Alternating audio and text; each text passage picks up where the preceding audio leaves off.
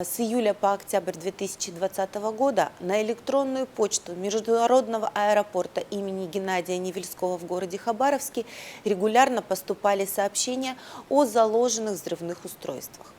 Данные сообщения вызвали повышенный общественный резонанс, так как по каждому факту производилась эвакуация пассажиров и персонала аэропорта.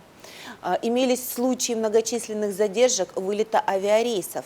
А к отработке сообщений привлекались сотрудники многих силовых структур и ведомств. Благодаря слаженной работе сотрудников Хабаровского линейного управления МВД России на транспорте совместно с коллегами из УФСБ России по Хабаровскому краю был установлен и задержан ранее судимый 38-летний житель Республики Коми, сообщавших о заложенных взрывных устройствах.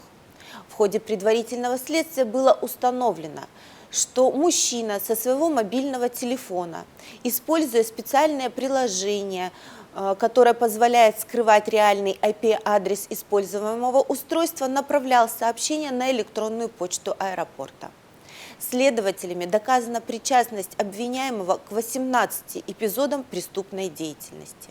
В настоящее время уголовное дело, возбужденное по части 2 статьи 207 Уголовного кодекса Российской Федерации, направлено в суд. Максимальная санкция статьи предусматривает до 5 лет лишения свободы. Кроме того, мужчина будет вынужден оплатить заявленный гражданский иск в сумме 3 миллионов рублей. Решение же суда он будет дожидаться под стражей.